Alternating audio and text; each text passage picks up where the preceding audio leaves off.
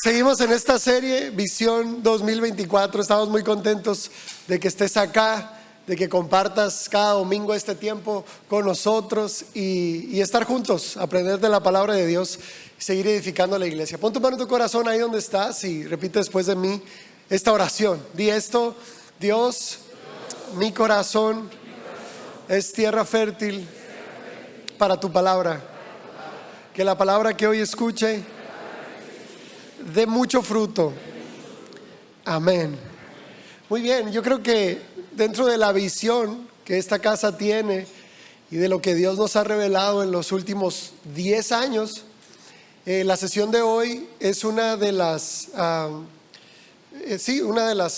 cosas que Dios nos ha enseñado, que ha remodelado absolutamente toda nuestra doctrina, el cómo hacer iglesia, el de qué se trata la vida, porque yo sé que todos nos preguntamos cuál es mi propósito, y el domingo pasado yo te decía, tú naciste para Dios, ¿sí? Tú fuiste elegido por Él, o sea, tú naciste para algo eterno, tú eres una persona elegida por Dios.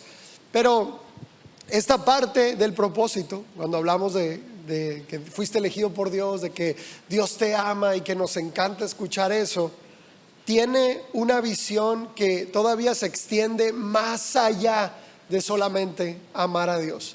La sesión de hoy tiene como título Adulam es mi familia. Fíjate, Adulam es mi familia. Y como te lo decía, ha sido una revelación que Dios ha ido trayendo de una manera más fuerte a nuestra vida. El hecho de que es muy importante recibir el amor de Dios y ser amado por Dios y todo esto, pero que el cumplimiento del propósito está cuando tú y yo amamos a los demás como Dios nos amó a nosotros. El cumplimiento del propósito está en cómo nosotros respondemos al amor de Dios, no solo para con Él, sino para con las personas. De hecho, la Biblia dice que el que ama a su prójimo ha cumplido la ley. O sea, imagínate qué expectativa tan grande decir esto. La ley, podríamos decir que es prácticamente todo lo que está escrito en la Biblia, todo lo que Dios esperaba de las personas. Y creo que gran parte de lo que se rompió en la caída fue esta incapacidad de amar a las personas y cambiar el propósito de dar y servir al egoísmo personal. De hecho, el paraíso, en el Edén, había dos comuniones. Teníamos comunión con Dios, perfecta, hermosa, pero teníamos comunión entre nosotros. Yo clamo por eso, familia. No tienes idea cuánto clamo por eso. O sea, claro que clamo por el hecho de que te sientas amado por Dios. Claro que clamo porque tú y yo logremos responder al amor de Dios. Pero hay algo que nos hace iglesia y que nos hace familia y que hace que esta casa sea relevante al mundo, y es el amor que nos tengamos tú y yo. Y eso no tiene discusión. La sesión anterior estaba enfocada en amar a Dios, y la sesión de hoy está enfocada totalmente en amarnos a nosotros. Mira, entendemos la caída como que Eva comió de un fruto que cambió su mente, porque eso fue. Era un fruto ¿de qué era el fruto? Dice del conocimiento del bien y del mal. Y el conocimiento cambia nuestra manera de pensar. O sea, lo que cambió de Adán y Eva fue su mente. Ellos empezaron a tener miedo a partir de que probaron este fruto, y todo su sistema mental cambia del amor al temor, y el temor los llevó a actuar en pecado. Empezaron a cuidarse el uno del otro, a temer al mañana, a temer a la escasez, a temer a la violencia. Por ejemplo, el conocimiento del bien y del mal radica en eso. Ahora conozco lo bueno y lo malo también. No había pobreza, no había nada malo en el mundo, pero como su mente esperaba que algo malo pasara, ahora empezaron a actuar en temor, y ese temor los empezó o los arrastró a actuar en egoísmo, en violencia. Y el fruto de la caída se consuma en Caín y Abel. Es la consumación del fruto de la caída. Porque tú ves a Adán y Eva, la Biblia lo dice claro, y Dios se los dijo: si comen de ese árbol, ciertamente morirán. No murieron, el que murió fue Abel. ¿Te das cuenta hasta dónde se cumple el fruto de la desobediencia? Adán y Eva son los primeros en desobedecer. y Dios les emite un juicio por su desobediencia, que en este caso el juicio era un acto de gracia de Dios sobre ellos para no exterminarlos. Pero ellos tienen 2 hijos, Caín y Abel, y no sabemos la historia. Caín mata a Abel. No pudieron evitar que el pecado inicial trajera consecuencias terribles en sus futuras generaciones. Y a partir de que Caín mata a Abel, nos hemos levantado nación contra nación, reino contra reino, hermano con hermano, hermana con hermana, pueblo contra pueblo, a defendernos de otras personas. Porque no sé en qué momento nos enseñaron a que nos teníamos que defender de otros. Y vivimos como a la defensiva, dicen por ahí, ¿no? Vivimos a la defensiva de los demás. Y toda esta modalidad o esta manera de pensar se ha extendido por milenios. ¿De dónde vienen las guerras? De eso mismo. Me tengo que cuidar de mi hermano, tengo que defenderme de mi hermano. Y efectivamente Caín mata a Abel. Dios le pregunta: ¿dónde está tu hermano? Y Caín responde con otra pregunta. Qué feo responder con otra pregunta, ¿verdad? Cuando alguien te responda con otra pregunta es que está yéndose por la tangente, o sea, no te quiere contestar. Dios pregunta: ¿dónde está tu hermano? Y Caín responde: ¿soy acaso guarda de mi hermano? Este es el corazón caído del hombre. ¿Por qué le tengo que dar al necesitado que trabaje? ¿Por qué tengo que ayudar a los demás? Tiene manitas. ¿Por qué tengo que entregar mi vida por otros? Que se valga por sí mismo. A mí me ha costado mucho mi vida. Yo me hice a mí mismo. Y es la misma pregunta: ¿soy acaso guarda de mi hermano? El ego, el egoísmo, es lo mismo. Se centra en tu supervivencia personal, no importando a quién tengas que pisotear o aún matar si es necesario para que tú sobrevivas. Y esto ocurre aún en discusiones simples donde no tenemos ni siquiera la humildad para no pelearnos. Hay un libro fabuloso que se llama Cómo hacer amigos e influir en las personas, y dice que la mejor manera de perder a un amigo es ganarle una discusión. Y nos encanta eso. Ni siquiera en cosas tan simples como esas podemos decir: sí, soy guarda de mi hermano. No, al contrario, decimos: ¿acaso soy guarda de mi hermano? Que se cuide solo, que haga su vida solo. Ahora, hay una contraparte de la historia de Caín y Abel. 2 hermanos que uno mató al otro. Y generaciones después, yo nunca había visto esto. Hoy te voy a revelar cosas que nunca había visto, Eso para mí es algo impresionante, porque entiendo que el tema de amarnos, pues lo predico constantemente. Pero creo que Dios nos dio algo fresco para el día de hoy que estoy muy contento de poder compartírtelo. Jacob representa el corazón de alguien que ha sido redimido y perdonado y elegido por Dios, restaurado de la caída. Porque tú te sabes la historia. Jacob y Esaú también eran hermanos que se llevaban mal, ¿ok? Que también eran hermanos que desde el vientre había enemistad entre uno y otro. O sea, estos vatos lo llevaron a otro extremo. Se peleaban en la panza de su mamá, ¿sí? Se agarraban a patadas ahí. Y dice la Biblia que cuando nacieron eran mellizos y que Jacob nació tomado del tobillo de su hermano, porque hasta en el nacimiento nacieron peleados. Y yo me imagino que su vida entera fue así, todo el tiempo compitiendo. Porque Esaú tenía la bendición de ser el primogénito por segundos de nacimiento. Y en Jacob había, pues obviamente, un disgusto tremendo, porque como por segundos yo no voy a tener la bendición de Dios y este sí. Y toda la vida yo me imagino, la Biblia no dice eso, pero me encanta imaginar, que competían por quién era el mejor, que competían por la bendición, que competían para saber quién merecía la bendición de Dios o no. Llega un punto en que Jacob engaña a su hermano Esaú y no le roba la primogenitura, con engaños se la quita. La bendición es con engaños, nunca se la robó, ¿ok? Si tú lees la Biblia, Jacob no le robó la bendición a su hermano Esaú, lo engañó. No es lo mismo. No es lo mismo. Lo engañó y el otro sonso voluntariamente le cedió la bendición, ¿ok? Y desde ahí Jacob tuvo que huir de la casa de su padre, tuvo que huir de su hermano, tuvo que huir de todo lo que él conocía y irse al desierto. Y su hermano Esaú, en su coraje, en su envidia, quería matarlo también. Y cuando Jacob lucha con el ángel por aquella bendición y le dice: no te suelto hasta que me bendigas, Jacob no estaba pidiendo una bendición económica, Jacob no estaba pidiendo una bendición personal, Jacob estaba pidiendo restaurar su relación con su hermano. Esa era la bendición que Jacob quería. Él no quería más dinero, Jacob ya era rico. ¿Qué bendición quería? No te suelto hasta que me bendigas. Su padre ya lo había bendecido. Él ya tenía la bendición del primogénito, con engaño como quieras, pero él ya la tenía.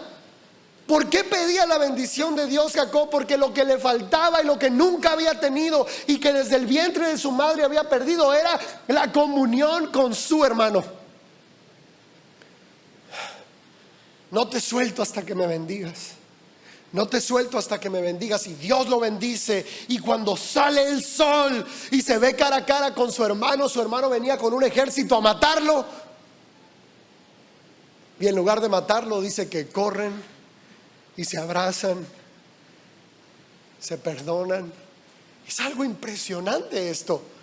Lo que estaba pidiendo Jacob era la bendición de tener otra vez a su hermano. Era la bendición de restaurar algo que ni siquiera él entendía, que venía desde Adán y Eva, desde Caín y Abel. Clamar por nuestro hermano. Uno dice: ¿acaso soy guarda de mi hermano? Y el otro lucha toda la noche por la bendición de recuperar a su hermano. Y es algo curioso, porque yo creo que Jacob entendía la gravedad de lo que él había hecho. ¿Ok? De hecho, lo ves claramente porque él intenta durante toda su vida remendar o como recompensar o compensar, mejor, no es recompensar, es compensar lo malo que él había hecho, ¿sí? Él intenta compensar esta situación porque él sabía la gravedad de lo que era con engaños quedarse con la bendición de alguien más. De hecho, Dios le dice bien claro a Caín cuando mató a Abel. Dios le dice: ¿dónde está tu hermano? La conversación más rara del Génesis. El otro contesta: ¿soy acaso guarda de mi hermano? Y tienen una conversación muy extraña. Y luego Dios le dice esto: ¿acaso no te das cuenta que la sangre de tu hermano clama desde la tierra por justicia? La maldición sobre Caín y sobre todos sus descendientes fue porque la sangre de un inocente fue derramada por las manos de él. Te voy a poner algo en pantalla que espero te haga feliz o espero te ponga muy nervioso. O sea, no puede haber punto medio acá. ¿Estás listo? Merecemos todo lo que les hemos hecho a otras personas.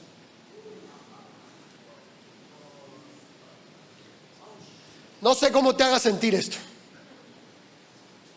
Te puede causar mucho miedo y decir: estoy frito, perdido, no tengo esperanza. O puedes decir: tal vez lo estoy haciendo bien, no lo sé. Espero seas confrontado hoy, esto no es para darte por el lado, jamás. Yo quiero explicarte algo interesante en todo esto. La Biblia dice que todo lo que el hombre siembra cosecha. ¿Estás de acuerdo con eso? Y esto no es karma, Esto no es karma. Esto es siembra y cosecha. Pero si ves claramente el contexto de ese versículo, la siembra y la cosecha de una persona están en función de su prójimo. No están en función de Dios. No es lo que siembras en el reino de Dios, no es lo que das por Dios, no es eso. La siembra y la cosecha en la vida está en función de lo que has hecho con tu prójimo. de cómo lo has tratado, de cómo has hablado de Él, de cómo lo has juzgado o no, de qué has hecho en favor suyo, si eres generoso con Él, si le sirves o no. Y de aquí viene esta frase magnífica de Jesús cuando dijo: misericordia quiero y no sacrificios. ¿Sabes qué significa eso? Quiero que se amen ustedes, no quiero que me vengan a cantar. O sea, a Dios le gusta, y está bien bonito, no estoy diciendo eso el otro domingo solo, no. Es bien bonito cantar juntos y adorar a Dios, pero Dios lo que busca no es eso. Qué bueno que venimos y lo hacemos, pero esa relación con Él debe traer un fruto en lo horizontal. La relación vertical debe verse en lo horizontal. La relación vertical trae fruto en lo horizontal. El que ama a Dios, su prueba indiscutible de que ama a Dios es que ama a su prójimo. Y la Biblia es clara con esto, dice: si tú dices amar a Dios,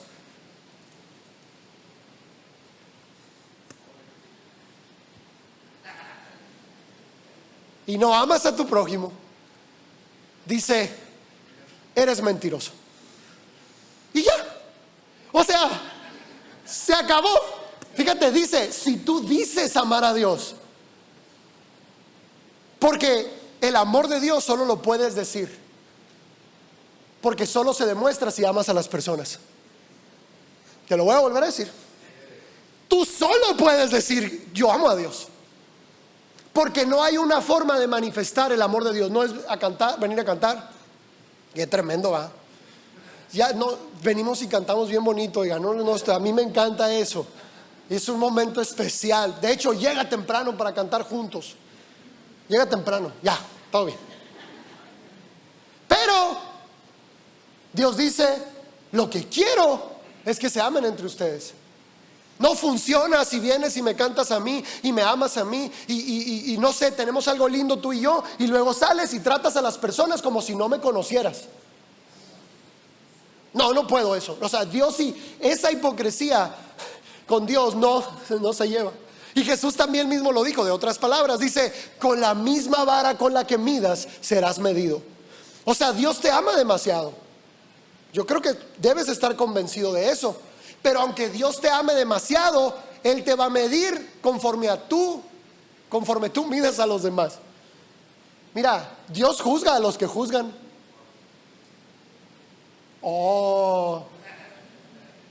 Solo Dios puede juzgarme, y lo hará, y lo va a hacer. No, hay gente que se justifica con esa tontera, pues. Su vida es un papalote y hacen lo que les da la gana. Solo Dios puede juzgarme, y te va a tocar. Dios juzga a los que juzgan y tiene misericordia de los misericordiosos.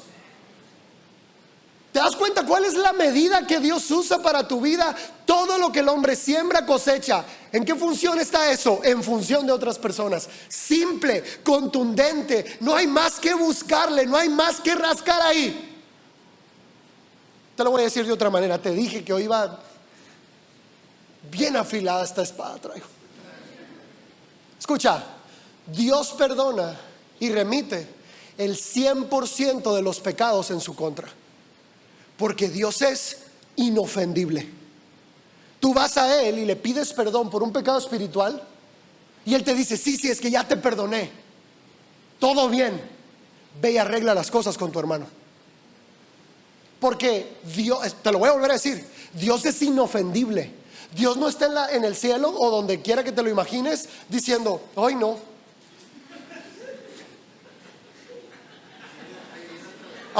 asquito, tus pecados. ¿Sí? Escucha esto: Dios es inofendible. Porque solamente alguien egocéntrico, manipulador e inseguro se ofende. Ay, me volteó la cara. Ni te topan. Ay, es que todos hablan de mí. Ni te conocen. Todos me odian. Ya pues. Dios es inofendible. Dios es inofendible y perdona y remite el 100% de las ofensas en contra de Él. El 100%. Pero escucha esto, los pecados que cometes en contra de tu prójimo, eso sí te alcanzan. Porque ahí no dice, todo lo que el hombre le haga a Dios, lo va a cosechar. No. Dios te perdona. Y Dios está a tu favor, siempre. Por eso murió en la cruz, para no tener nada en tu contra, absolutamente nada en tu contra. Y solamente poder amarte y estar a tu favor. Por eso pagó el precio por los pecados que habíamos cometido en contra de Él. Porque lo hemos hecho. Amén. Sí, amén, aunque no digas amén. Pero los pecados que cometemos en contra de las personas, eso sí nos alcanza. La Biblia dice que la paga del pecado es muerte. ¿Cuál pecado? El que cometes en contra de tu prójimo. Porque todo lo que el hombre siembra, cosecha. Oh my God. Dios les bendiga, muchachos. Nos vemos el siguiente. No. Quiero concluir o quiero traerte esperanza. Porque quisiera que te estuvieras preguntando, pastor, reconozco que le he hecho muchas cosas malas a otras personas. Y aunque seas muy bueno, si has hablado mal de alguien, si has chismeado en contra de alguien, si has calumniado a alguien, si le has metido el pie a alguien. Es más, dice la Biblia que el que sabe hacerle lo bueno a otros y no lo hace, está en pecado. O sea, mantener una posición neutral también es pecado. Y también es fallarle al propósito. No te hago daño, pero no te ayudo. Eso es peor. Es que yo no le hago daño a nadie. Y fuiste llamado a hacerle el bien a los demás, no a mantener una posición neutral. Espero te estés preguntando, sí soy, pastor, sí soy. Sí merezco todo lo que le he hecho a los demás. Pero quiero ser restaurado.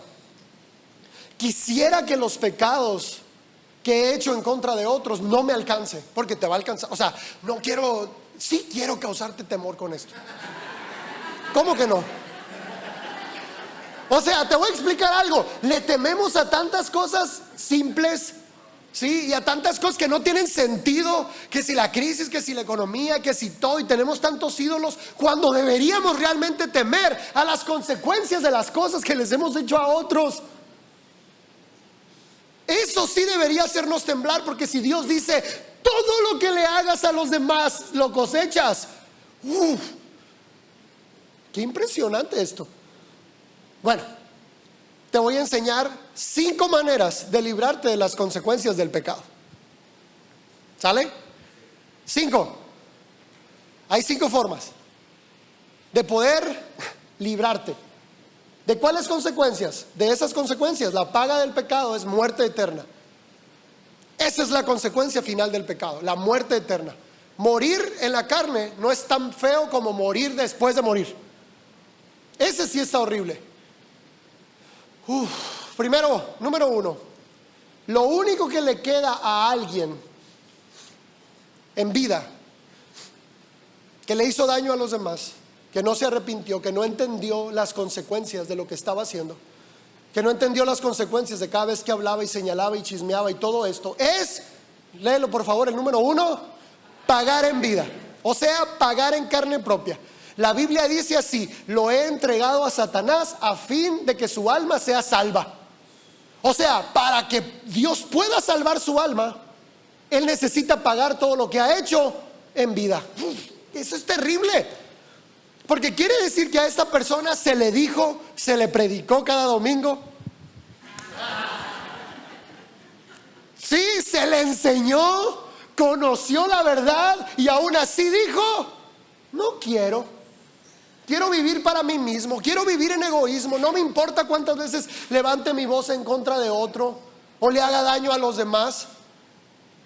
Y tú puedes decir, pero esas son consecuencias del pecado. Estoy hablando de consecuencias eternas del pecado, para que no pagues siendo tu alma destruida al final.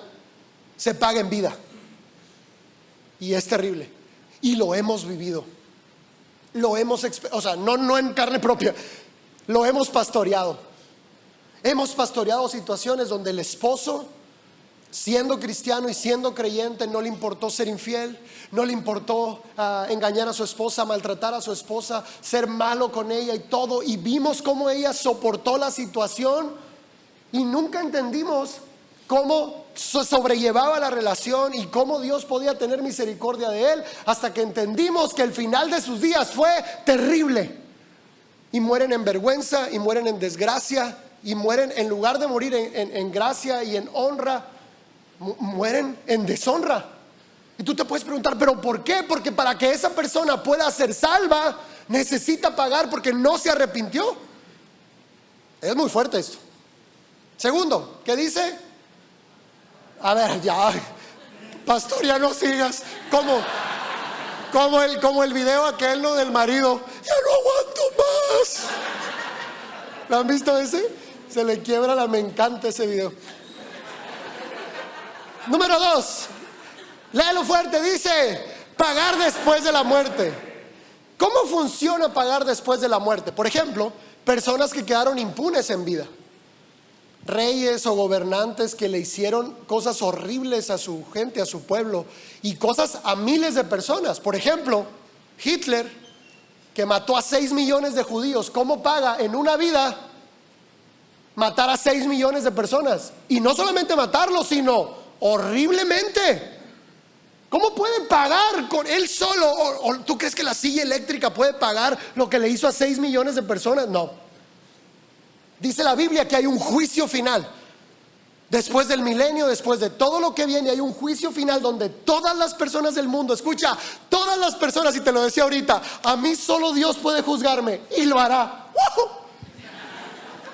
Al final de la historia, todas las personas van a comparecer delante del juicio final. ¿Qué es lo único que te libra del juicio? Los siguientes 3 puntos, pero todavía no llego ahí. Si no quieres los siguientes 3 puntos, hay un juicio final donde vas a ser medido por tus obras. Y dependiendo de ese juicio resulta en condena y destrucción eterna o en vida eterna, pero en una modalidad fuera de la modalidad de la iglesia. ¿Está bien fuerte eso? Es muy fuerte eso. No todo, en el juicio final no todas las personas resultan condenadas o culpables, porque hay mucha gente que vivió en los milenios, no sé, en los milenios entre medio de la gracia, o personas que nunca conocieron la Biblia o la verdad o a Dios, o que nunca pudieron arrepentirse, que ni siquiera se imaginaban que necesitaban arrepentirse y que solo vivieron por su conciencia, ¿sí? Entonces esas personas van a ser juzgadas acorde a lo que sabían. ¿Qué te quiero decir con esto? Que estás amolado, mi viejo, porque tú ya sabes. No estás amolado, no es cierto. No. ¿Qué te quiero decir con esto? Que el saber te da más responsabilidad. Hay mucha gracia en esta elección. Hay mucha gracia en que Dios haya dicho: yo quiero que nazca en esta temporada, en una temporada de gracia, y mi nombre va a llegar a su vida, y lo voy a salvar, y lo voy a perdonar, y le voy a dar un pastor, pero bien, bueno ya, y una iglesia, y una gran iglesia. O sea, hay mucha gracia en eso, pero como dice Spider-Man, lo digo a propósito, y luego dicen: ¿ah, que el pastor? ¿Qué dice? Un gran poder conlleva, saberlo nos responsabiliza más. Entonces, el juicio final va a ser acorde a las obras de una persona. ¿Y quién va a emitir el juicio? Pues Jesús mismo. Y va a haber personas que van a tener que pagar de otra forma, en otra manera, fuera del cuerpo, lo que hicieron en vida. Eso sí es un problema. O sea, la muerte física no es tanto problema, La muerte espiritual, la muerte después de la muerte, ese sí es un verdadero problema. Porque dice la Biblia que el lago de fuego solamente es para Satanás y sus ángeles, no para las personas. Pero va a haber personas tan testarudas, tan necias, tan cerradas de cabeza, y con tanta falta de arrepentimiento. O sea, imagínate, va a haber personas que van a ver a Jesús cara a cara en el juicio final y que ni ahí se van a arrepentir. Imagínate eso. Ya sé, ni uno de los que estamos aquí, no te imagines ese momento. A ti no te va a tocar. ¿Ok? No, el otro día alguien me dijo: pastor, ¿cuándo se acaba esta serie? Espérate. Y yo le dije: no, pues como el 12 de diciembre. Bueno, entonces voy a venir ya que se acabe, dice. que se le hacía muy fuerte la serie. Mira, el tercero de todos, que creo que es nuestro llamado principal, puedes leerlo conmigo, dice arrepentirnos de corazón. Esta parte, familia, es impresionante y poderosa, porque el arrepentimiento no borra literalmente lo que hiciste, pero sí perdona lo que hiciste. O sea, yo quiero que entendamos la gran diferencia, O sea, porque sí dice la Biblia que nuestros pecados son arrojados a lo profundo del mar y que Dios ya no se acuerda de ellos, pero la persona a la que ofendiste sí. Sí me explico, ¿verdad? Va a llegar un punto en el que Dios va a enjugar cada lágrima y todo va a ser hecho nuevo y todo eso va a quedar en el olvido para todos. Pero mientras ese punto llega, el arrepentimiento es un diálogo que tú y yo debemos tener para llegar a los otros dos puntos. El arrepentimiento es entender, familia, que hemos fallado. Imagínate que tanta gracia hay en esto, que el Espíritu Santo es el mismo que redarguye y convence de pecado, y el Espíritu Santo es la misma unción que te perdona y te restaura. O sea, a mí me encanta eso. No es un acusador, pero sí es el que te dice: hay algo que arreglar, no lo olvides. Hay algo que arreglar, no lo olvides. Yo a veces he dicho: le voy a dejar de hablar a mi esposa 3 días para que vea lo que se siente. No aguanto ni 2 horas, oigan. Ya no aguanto más. No es cierto, no es cierto. Ella lo sabe y se ríe de mí. Hubo un día que le dije: me voy a ir, ¿verdad? No, espérense, oigan. Me voy a ir, ya renté un hotel lejos. Me voy a ir, ¿sabe cuántos días? Y ya no quiero verte, quiero descansar de ti. ¿Te acuerdas, mi amor? No me hables, ni siquiera me mandes mensaje. Quiero estar solo.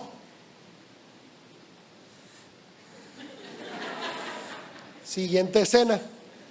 Llego al hotel, me acomodo, según yo, dije: voy a hacer mi momento, voy a estar solo estos días. Gracias, Dios. Me avergüenzo de mí mismo, oye. Estaba desempacando la maleta y me dio demasiada nostalgia. Tanta nostalgia me dio que no tenía ni 2-3 horas que me había ido, y agarré el teléfono y le marqué a Miss llorando como un niño chiquito: amor, perdóname, yo nunca me quiero ir de tu lado. Te amo. Yo no sé qué haría sin ti, cómo no te he valorado todos estos. Empecé como niño chiquito, y ¿sabes qué hice después? Fui por ella. O sea, el que iba a estar solo tanto, no, fui por ella. Ahora, ¿cuál es el punto en todo esto? Que el Espíritu Santo te convence de pecado, no para acusarte, sino para restaurarte. Cuando Él trae a tu mente: hey, ve y pide perdón, ve y pide perdón, ve y pide perdón, arregla las cosas, paga esta deuda. Hay gente que tiene años escuchando al Espíritu Santo: ya ve y págale a esta persona. O sea, ya tengo tantos años diciéndote: por lo menos acércate y dile: hey, perdón por ignorar todos estos años que te debía dinero.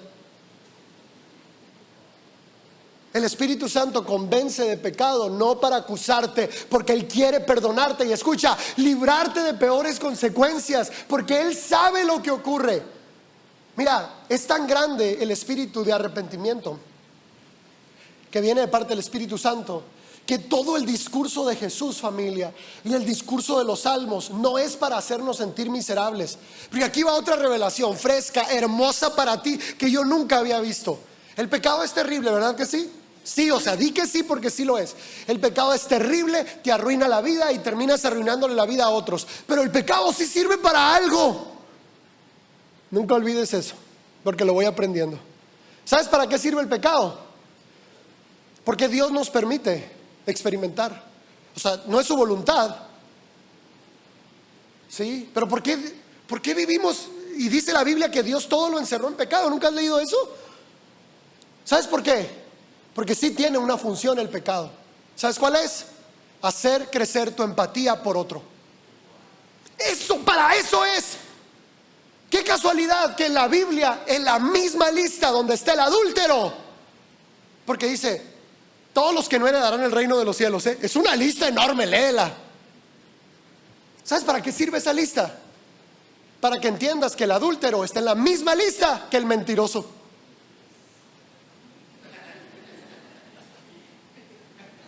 No, el adúltero aquel está condenado, pecador.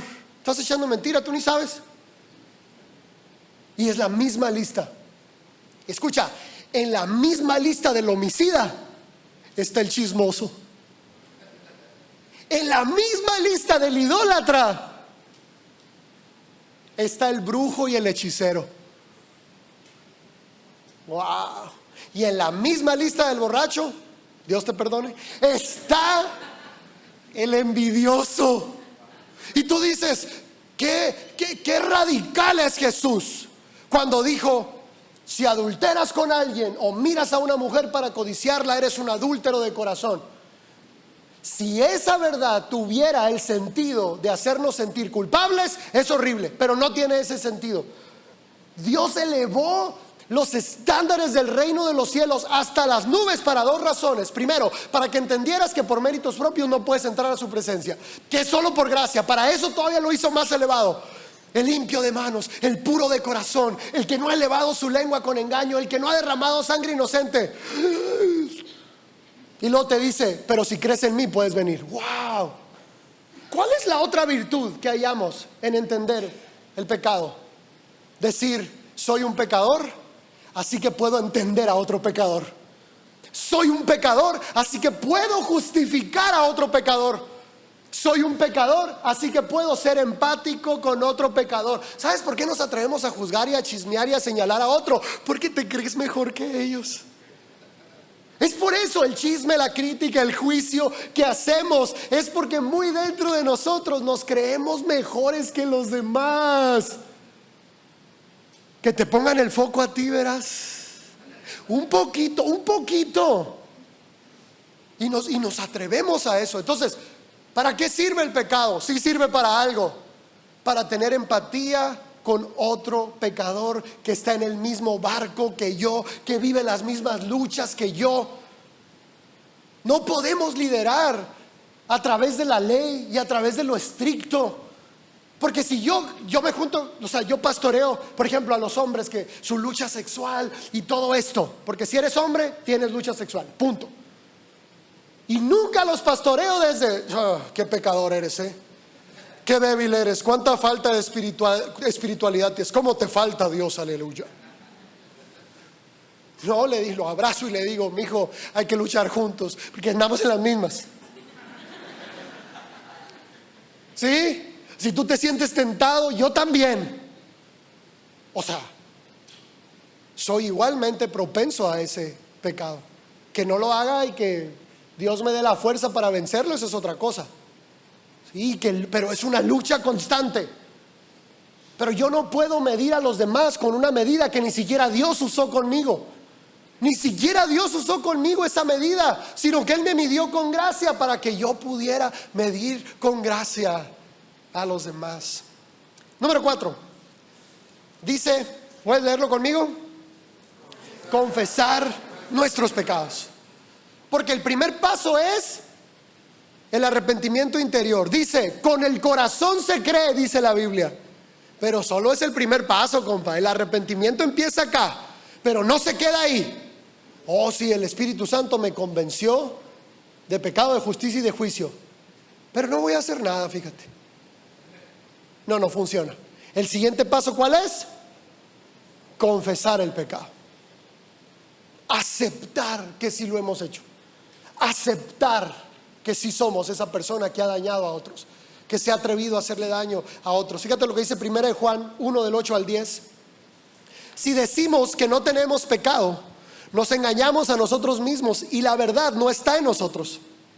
Pero si confesamos nuestros pecados, Él es fiel y justo para perdonar nuestros pecados y limpiarnos de toda maldad. Si decimos que no hemos pecado, le hacemos mentiroso a Él y su palabra no está en nosotros. Familia, la confesión libera la gracia a tu favor. La confesión de ir y Dios, sí lo he hecho. Sí utilicé mis palabras de una mala manera. Sí he permitido tantas cosas en mi mente en contra de otros y en contra de mí mismo. Si es cierto, Dios, perdóname, confieso mi pecado. Es tan hermoso, es una oración tan hermosa la confesión de los pecados, porque libera la gracia sobre ti. Y escucha, la gracia es tan grande que Dios no te dice, ve y paga por lo que hiciste. Te digo, esto no es karma. O sea, una obra buena no tapa una obra mala. No, aquí solo la gracia de Dios tapa lo malo. O sea, tus obras buenas, porque el karma dice eso. Tienes que hacer una obra buena por cada obra mala. Te faltan como 7 vidas para completarlas. No te va a alcanzar, ya no nos va a alcanzar pues. Solo la gracia de Dios puede cubrir el pecado, no nuestras obras buenas. Por eso la confesión es tan importante. Proverbios 28:13 dice: los que encubren sus pecados no prosperarán, pero si los confiesan y los abandonan, recibirán misericordia. Ve qué tan poderosa es la confesión. Pero el encubrir el pecado no es otra cosa que creernos más que los demás, o la apariencia para tener la virtud de señalar a otros. Mira, discúlpame por lo que te voy a decir, pero si estás engañando a tu pareja, espero y te descubran. Ahí hubo una hermanita que soltó. Amén.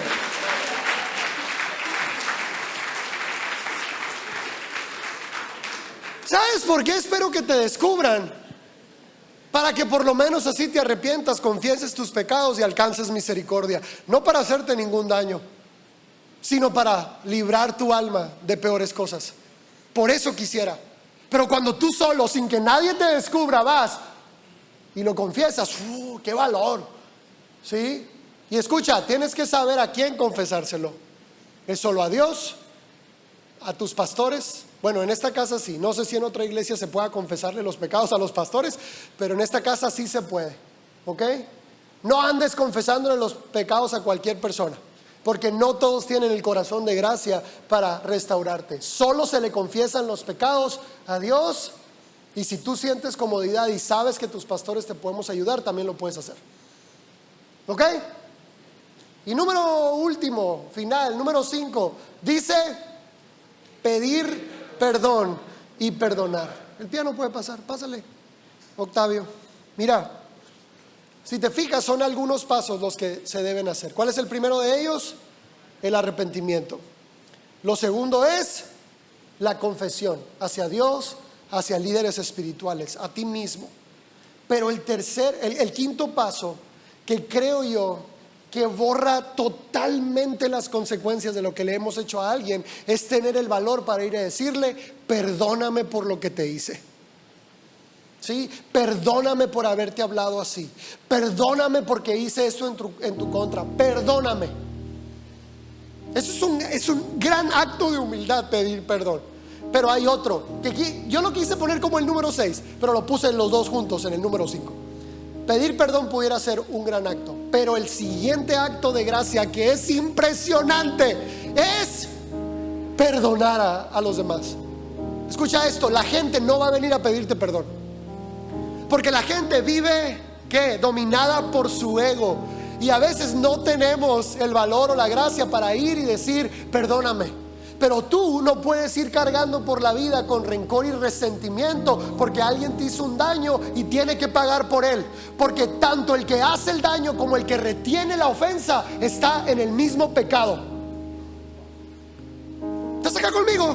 ¿No dice la Biblia: Dios, perdóname como yo perdono? No está en función del otro, está en función del perdón que recibiste. Y muchas veces el perdón de Dios puede ser limitado por nuestras malas relaciones. No que venga y me pida perdón, es la misma falta de humildad. El perdón, familia, es un acto de humildad, tanto si lo pides o como si lo das sin que te lo pidan. Porque hay gente que no va a ver, hay papás que nunca van a pedir perdón. Hicieron un desastre en tu infancia, un desastre, y andan ahorita como si nada pasara.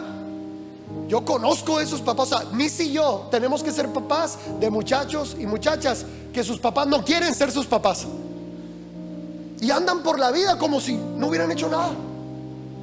Y tu papá, o a lo mejor ya falleció tu papá o tu mamá, y todavía vienes cargando con cosas. Y la liberación total de tu corazón y de tu mente es: los perdono. Ellos no sabían lo que estaban haciendo. No fueron las palabras de Jesús: perdónalos porque no saben lo que hacen. Es lo mismo acá. Esa persona que te ofendió tal vez ni sabía lo que estaba haciendo. Estaba dominada por su ego, pero tú y yo somos dominados por un espíritu de gracia y podemos perdonar. Te voy a leer dos textos. Proverbios 17:9 dice: el que perdona la ofensa conserva el amor, y el que insiste en la ofensa separa a los mejores amigos.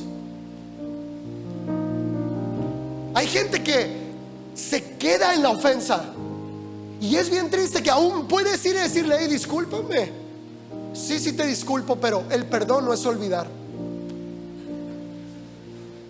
Y nunca te perdonan. O sea, hay gente así que han abrazado tanto su dolor que se excluyen de la gracia de Dios por no perdonar a otros. Y esto no es algo mío, porque yo te lo he dicho: el pecado sí te separa de las personas. Dios no va a dejar de amarte, pero el pecado sí te va a separar de otras personas. Lo acabas de leer. El que retiene la ofensa, ¿qué? ¿Pierde a sus amigos? Es horrible convivir con una persona tóxica y que se ofende por todo, que siempre son la víctima, que siempre les hiciste un daño, que es que no me hablaste, es que no me escribiste. Nunca hagas nada por culpa. Esos amigos no valen la pena. O las mamás, ¿no? Ay, me tienen aquí abandonada.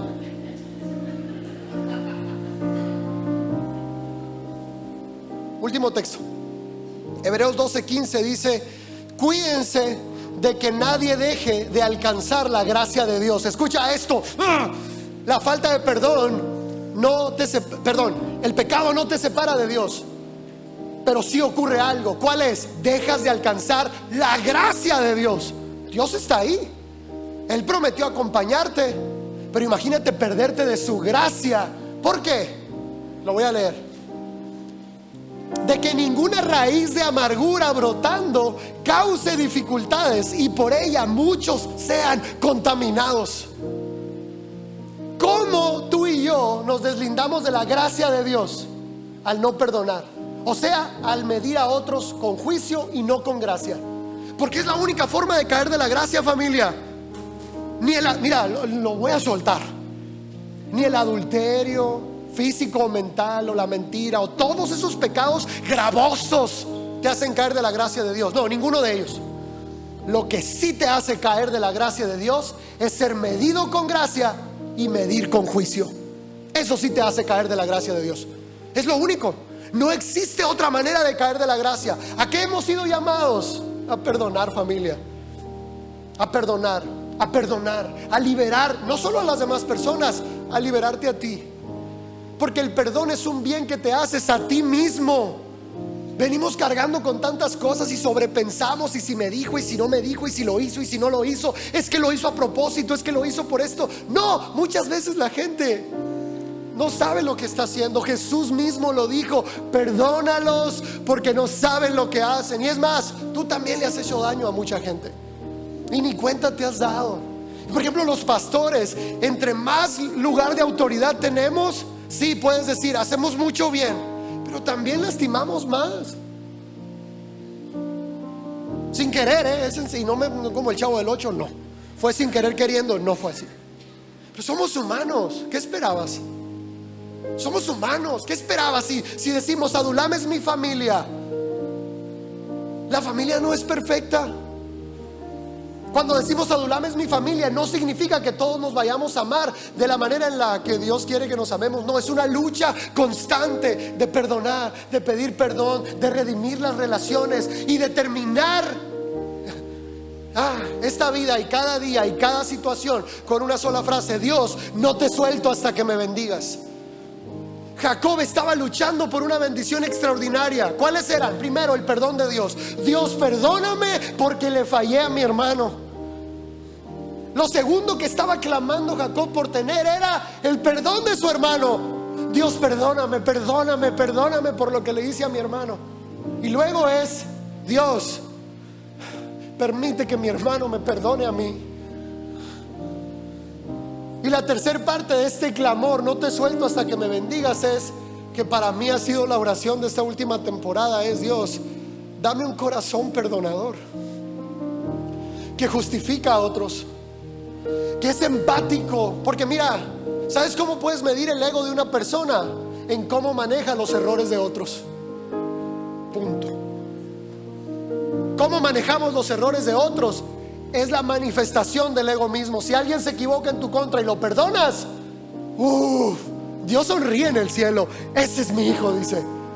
Si alguien te hace algún daño y te mantienes en prudencia, en perdón y en paciencia, Dios dice: ese es mi hijo. Porque tal vez sí te hicieron algo muy malo y tienes todo el derecho para hablar y arremeter en contra de ellos, pero estás cubierto de gracia, pero has entendido las consecuencias, pero sabes cuánto te ama Dios. Y fuimos llamados, familia, a cubrir de gracia como tú y yo hemos sido cubiertos de gracia. Ahí donde estás, cierra tus ojos, inclina tu rostro, ora conmigo. Dile: Dios, vengo por una bendición esta tarde. Solamente quiero una bendición esta tarde, Dios. Solamente quiero una bendición esta tarde. Y es la bendición del perdón. Es todo lo que quiero. Quiero la bendición de tu perdón, Dios. Porque hoy reconozco que le he hecho daño a otras personas, que he medido a otras personas con juicio y he sido severo al medir las acciones de otros. Perdóname, Dios, por eso. Segundo, también vengo a pedir, Dios, el perdón de mi hermano. Que me permitas tener el perdón de mi hermano. Y tercero, vengo a pedirte, Dios, un corazón perdonador. Te voy a invitar a algo, familia. Empieza a soltar. Mira, el Espíritu Santo va a traer a tu corazón a quien necesitas perdonar. No sé quiénes son, pero empieza a soltar. Dios, perdono a mi padre, a mi madre, a mis hermanos. Tal vez no lo hicieron bien mis padres, tal vez se fueron, tal vez me abandonaron, tal vez hubo violencia, pero hoy entiendo que los puedo perdonar porque no sabían lo que estaban haciendo. Si algún familiar, hermano, amigo, primo te ha dañado, es tiempo de decir: Dios, los perdono. Suelto el dolor, el rencor, el resentimiento. Suelto todo lo que he venido arrastrando por años. Arranco de raíz la amargura de mi corazón. Y quiero dar gracia a Dios como tú has dado gracia para mí. Quiero dar gracia porque tú me has medido con gracia. Si tú has cubierto mis pecados, yo voy a cubrir los pecados de otros y no voy a andar exponiendo los pecados de nadie. Dios, gracias por tu bendición, por no pagarnos conforme a nuestros pecados, sino conforme a tu gracia y tu misericordia. Gracias Dios. Ponte de pie, iglesia, conmigo. Ponte de pie donde estás.